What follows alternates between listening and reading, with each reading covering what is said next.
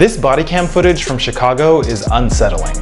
Watch as cops chase a man who allegedly pointed a gun at a bouncer at a nearby bar. The man cops are chasing appears to fall down just before both officers open fire on him. Roll ambulance, roll ambulance. Officers stand by for several minutes waiting for EMTs to arrive and kick the gun away from the man. Still got the gun in his hand. The man shot in the video died on the scene. This shooting happened about a month ago, but the body cam footage was released just yesterday to the Civilian Office of Police Accountability. At the time, police said there was an exchange of gunfire, but that's not so clear from the video. The office is now trying to determine if the man's gun went off at any point before cops opened fire on him. The officers involved have been placed on routine administrative duty during the investigation. Man, shout out to John over at Notice News, but this is crazy, man. Police out here getting shooting happy on people again, man.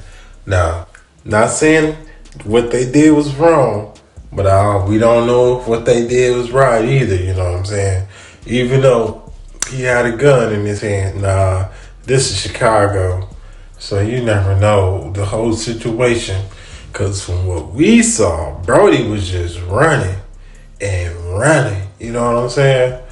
But like I said, this is not something I am skilled or trained in to call the right call of what we think this is. So Told me dressing up in animal cartoon costumes allows the socially awkward to interact with each other. Some can use their fursonas to engage sexually. Today we're going to talk about two sinister murders in the furry community. Caitlin Yost was a 17-year-old in the furry community who was looking for a handler, which in the furry circle means someone that would treat her as a pet. She mentions, "But I don't like leashes, so you better follow me if I wander off." A furry is someone who enjoys dressing up as an animal-like character and engages in various activities while pretending to be that character. Through that furry community, Yost met a 25-year-old fellow furry named Frank Felix. The two began a relationship, one of which Yost's parents did not approve of due to the age gap. Facebook messages were recovered between Felix and one of his furry friends in which Felix says he is stressed because he might be assisting someone in murder. When his friend questions him, Felix says it's just like killing an animal. Just a few days later, a 21-year-old named Josh Acosta walked into the Yost household wielding a shotgun. Acosta shot and killed Caitlin's mother, Jennifer Yost, her stepfather, Christopher Yost, and a family friend, Arthur Boucher. Caitlin's 6- and 9-year-old sisters were left in the house unharmed, with Caitlin nowhere in sight. Caitlin Yost and Felix went missing, and when police finally found them, they discovered the disturbing truth. Yost and Felix were in the car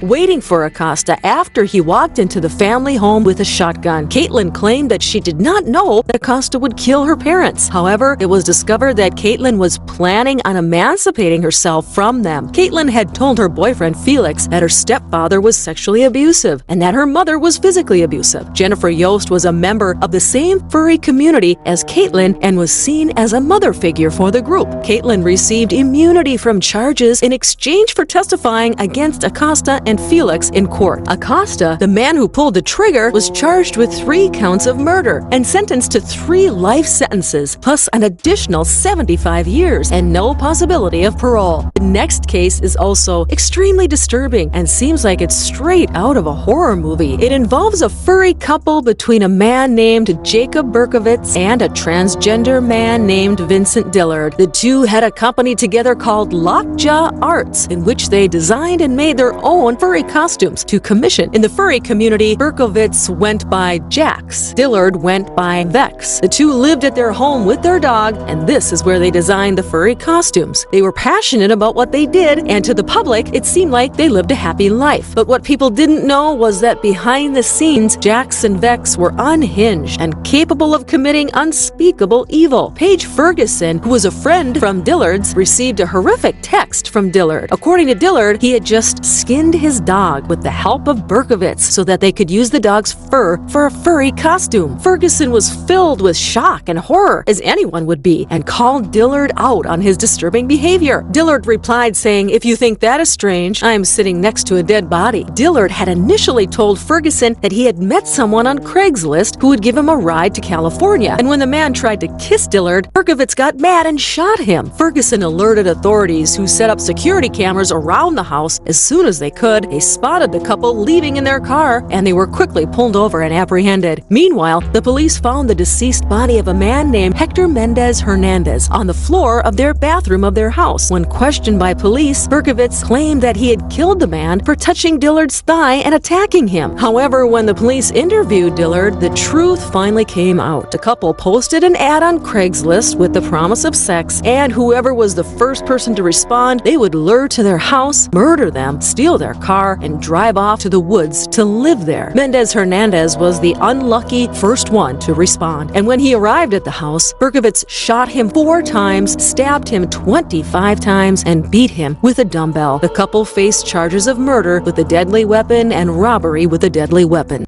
Now, them furry people crazy as hell. Ain't no way in the hell I'll be dressed up in an animal costume doing all that type of stuff.